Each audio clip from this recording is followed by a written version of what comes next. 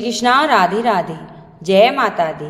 आप सभी को माँ दुर्गा के तीसरे नवरात्रे की हार्दिक शुभकामनाएं। इस दिन माँ के तीसरे स्वरूप माँ चंद्रघंटा की विधिवत पूजा की जाती है। शास्त्रों के अनुसार माँ दुर्गा का यह स्वरूप परम शांतिदायक और कल्याणकारी है। माता रानी के मस्तक में घंटे के आकार का अर्धचंद्र विराजमान है। इसी वजह से माँ का नाम चंद्रघंटा पड़ा। माँ चंद्रघंटा की सवारी शेर है। 10 हाथों में कमल और कमंडल के अलावा अस्त्र शस्त्र हैं। माथे पर अर्धचंद्र है, यही इनकी पहचान है।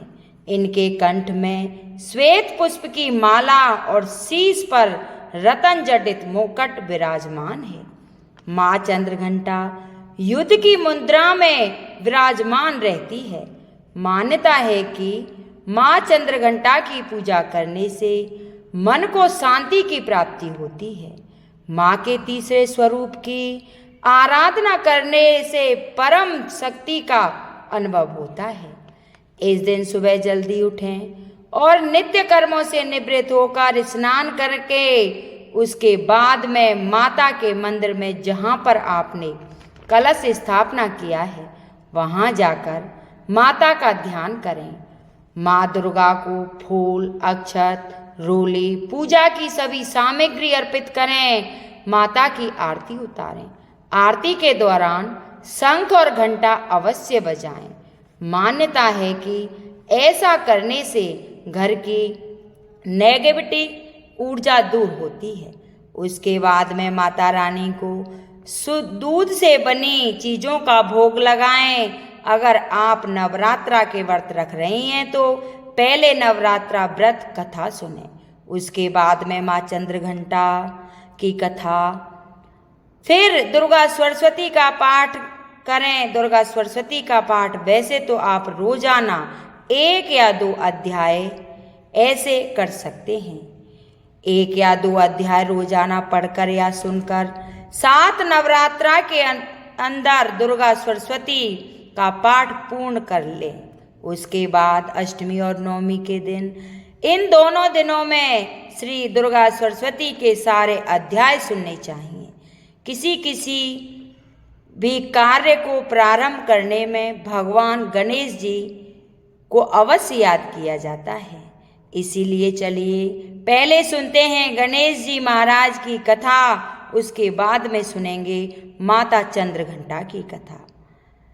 कथा को शुरू करने से पहले कमेंट बॉक्स में जय हो माता रानी की अवश्य लिखें। बोलो गणेश भगवान की जय।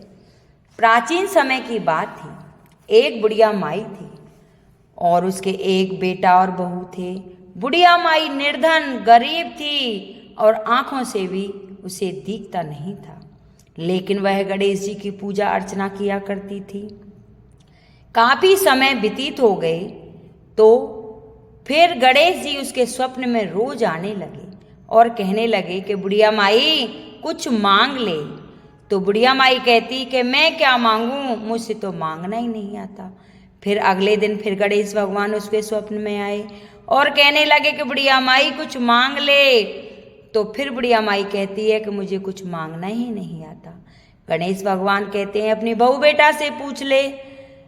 तो कह ठीक है, मैं अपने बहू बेटा को पूछकर बताऊंगी। अगले दिन बेटे के पास जाती है और कहती है कि गणेश भगवान मेरे स्वप्न में रोज आते हैं और कहते हैं कि कुछ मांग ले बेटा, क्या मांगू। बेटा कहता है कि माँ अंधन मांग ले, गरीबी से बहुत तंग आ गए, मैं भी कमा कमा के थक गया हूँ। यह सुनकर फिर बुढ़िया माई बहू के पास आती है। बहू से कहती है कि बहू गणेश भगवान जी मेरे पे प्रसन्न हैं और मुझसे कहते हैं कि वरदान मांग ले, क्या मांगू। बहू कहती है अरे माँ जी नाती मांग लो, जिससे आंगन में खेलेगा फुलवारी होगी। फिर बुढ़िया माई सोचती है बेटा भी अपने बारे में सोच रहा है और ये भी अपने बारे में सोच रही है, क्यों ना पड़ोसिन से पूछा जाए। वह पड़ोसिन के पास जाती है और कहती है अरे बहन सुन कि क्या है कि गणेश जी मेरे स्वप्न में रोज आते हैं और मुझसे कहते हैं कि वरदान मांग ले। मैं बहू के पास गई थी, बहू ने बेटा मांगा, और बेटे के पास गई थी, बेटे ने धन मांगा, तो क्या मांगू? बुढ़िया माई कहती है, अरे तू तो बावली है, पता नहीं कितने दिन की जिंदगी है, और ये जन्म बहुत ही कठिन समय से मिलता है, इसलिए तू अपनी कंचन सी काया मांग ले। और बुढ़िया माई सब बातें सुनकर घर आ जाती है। फिर स्वप्न में गणेश भगवान आते हैं और कहते हैं कि बुढ़िया माई मांग ले। तो बुढ़िया माई कहती है, कंचन सी काया दे, सोने के पल्ले में झूलता हुआ नाती दे, चांदी के कटोरे में दूध पीता दे। अब तो गणेश भगवान जी कहते हैं कि बुढ़िया माई, तू तो कहती थी कि मुझे मांगना नहीं आता, पर आज तो तूने मुझे छल लिया।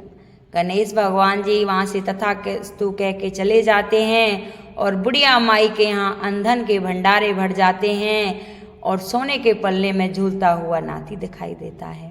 हे गणेश भगवान, जैसे उस बुढ़िया माई के कारज सवारे, ऐसे ही जो मेरी कथा सुने हुंकारा भरे, उनकी सभी मनोकामना पूर्ण करना। बोल गणेश भगवान की जय। अब सुनते हैं माँ चंद्रघंटा की कथा। बोलो माँ चंद्रघंटा की जय।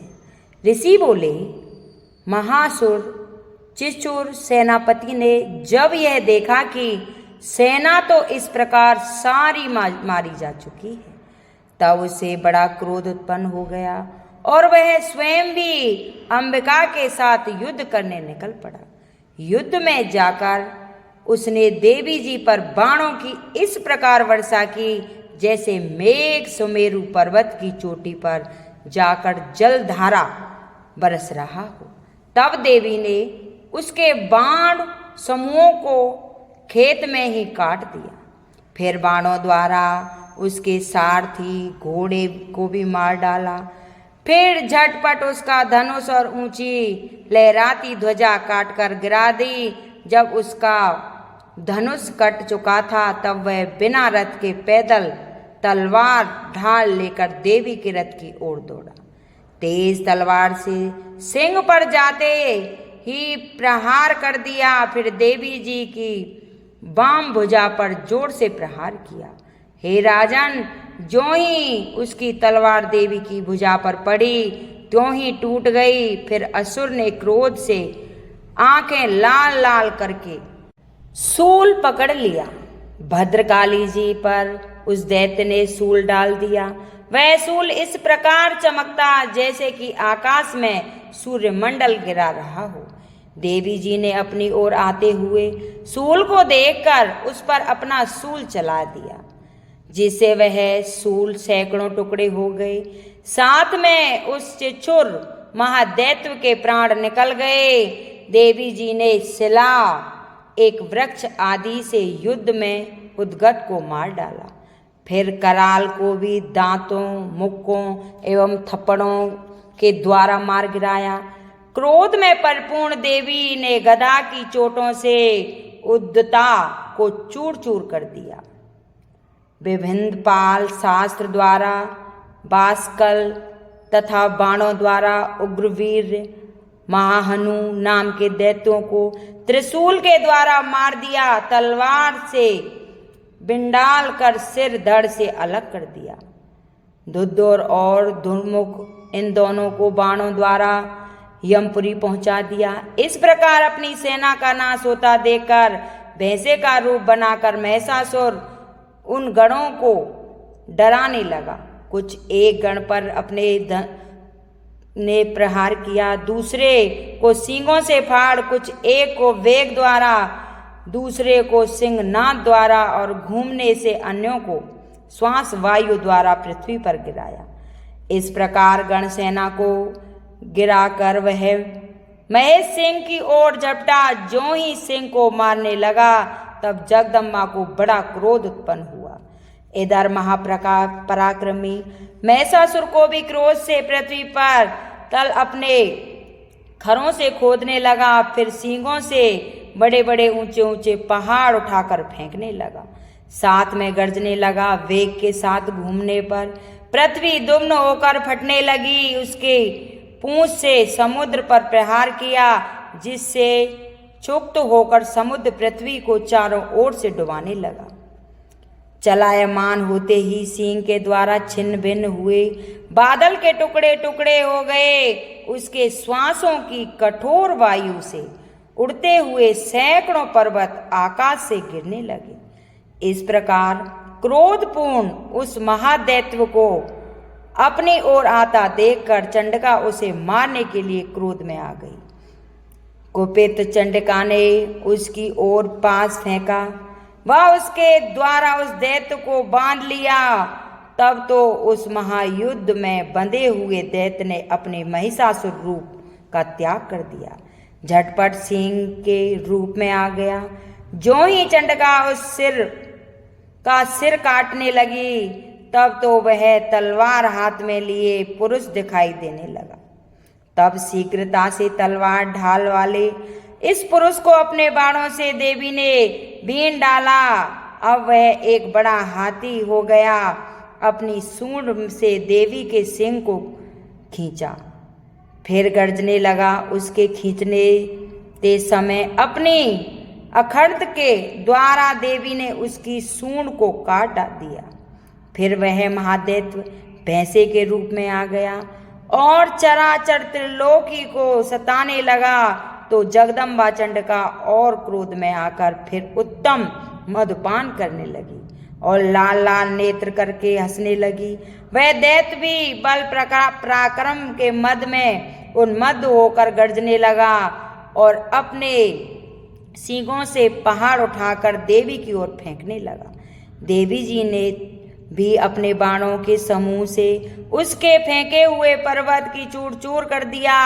तब सुरपान के पद के कारण लाल लाल नेत्र वाली चंडिका जी ने कुछ अस्त व्यस्त शब्दों में कहा।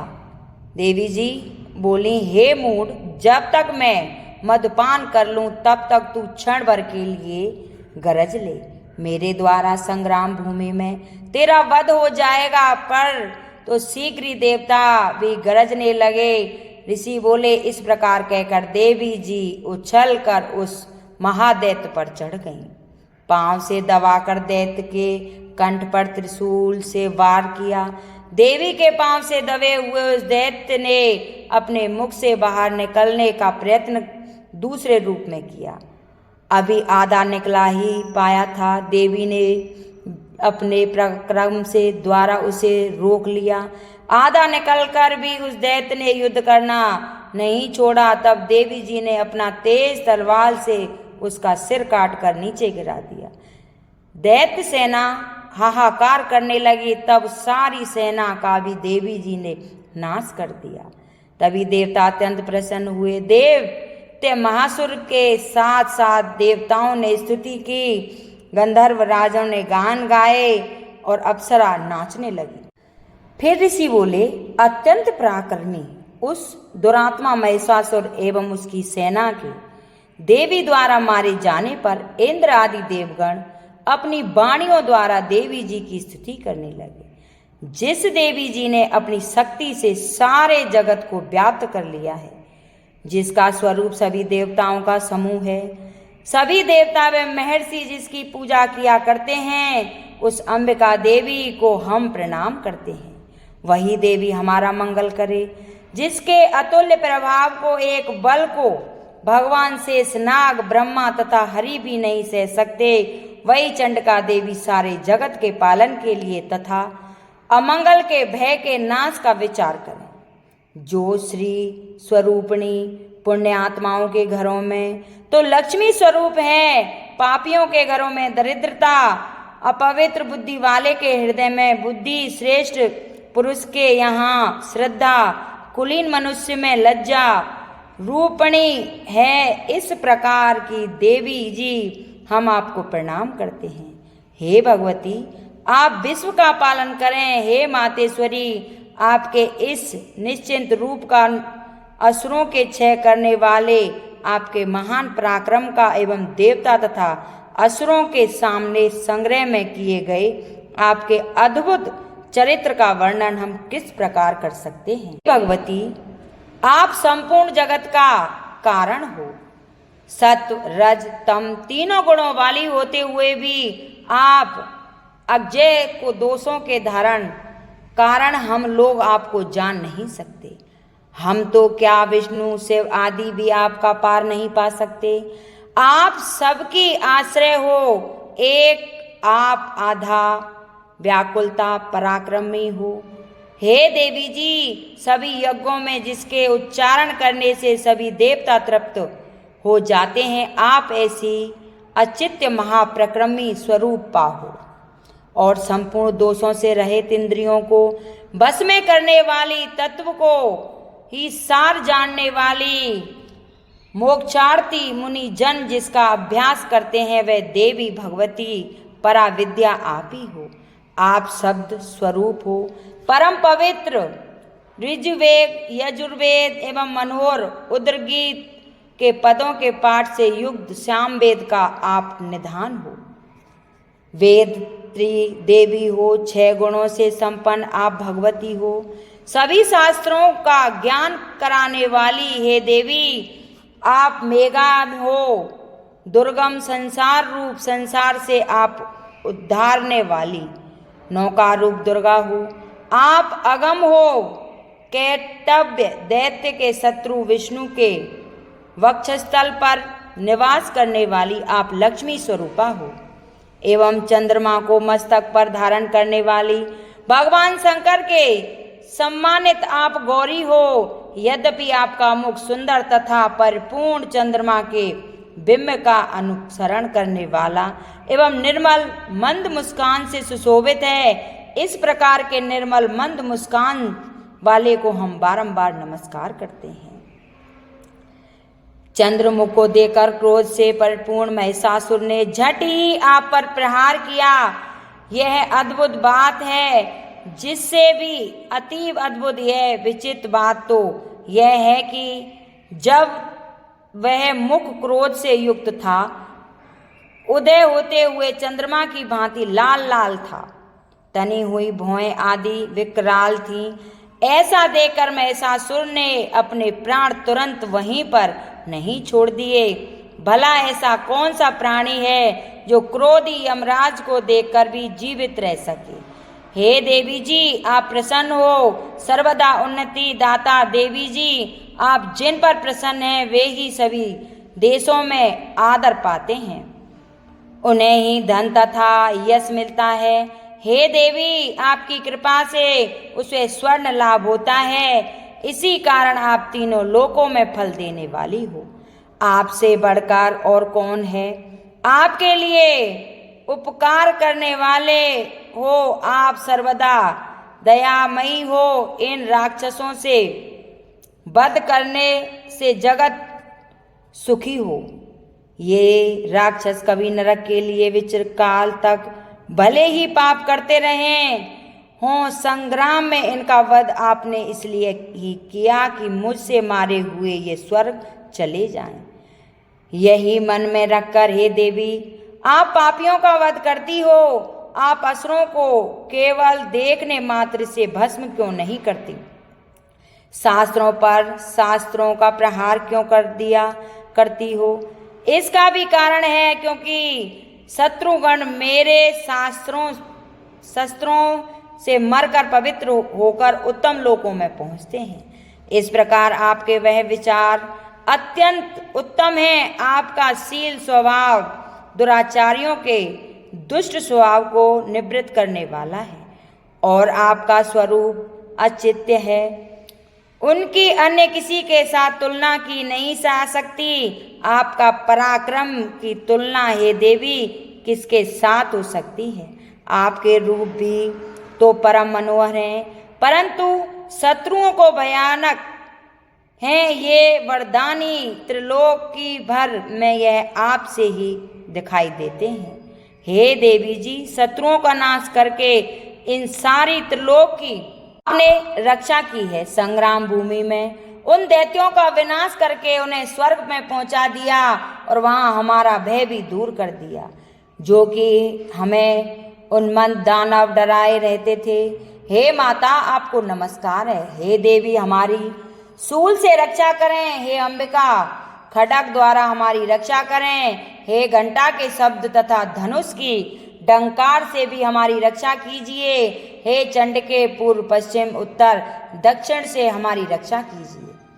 अपने त्रिशूल को घुमा घुमा कर उत्तर में भी हमारी रक्षा कीजिए। ऋषि बोले, इस प्रकार देवी जी की देवताओं ने स्तुति की और नंदन वन में उत्पन्न हुए फलों तथा गंध चंदन आदि से जगत की माता की उपासना की। सभी देवताओं ने भक्ति पूर्वक दिव्य धूपों द्वारा अर्चना की। तब देवी प्रसन्न मुख होकर उन देवताओं से बोली, सभी देवताओं, अपनी अपनी अभिलाषा के अनुसार आप सब हमसे वर मांगे। देवता बोले, हे भगवती, आपने तो हमारी कामनाएं पूर्ण कर दी, कुछ भी बाकी नहीं है। हमारे इस महिषासुर शत्रु का आपने वध कर दिया। फिर भी यदि प्रसन्नता पूर्वक हमें वर देना चाहती हो तो हे माता, यह वर दीजिए कि जब जब भी हम आपका स्मरण करें तो आप प्रसन्न वंदन मातेश्वरी सदा प्रसन्न रहिए। ऋषि बोले, राजन, जब देवताओं ने अपने तथा जगत के कल्याण के लिए इस प्रकार वर मांगा तथा उन्हें तथास्तु कहकर भद्रकाली अंतर ध्यान हो गई। राजन, पूर्व काल में तीनों लोकों का हित चाहने वाली देवी का देवताओं के शरीर से जैसा प्राकट्य हुआ वह सारी कथा मैंने कह सुनाई। हे भगवान, हे माता रानी, जैसे आपने देवताओं के कार्य सवारे वैसे ही जो मेरी कथा सुने हुंकारा भरे उनकी सभी मनोकामना पूर्ण करना। बोलिए सच्चे दरबार की जय। अगर मेरी कथा पसंद आई हो तो कमेंट बॉक्स में जय माता दी जरूर लिखें।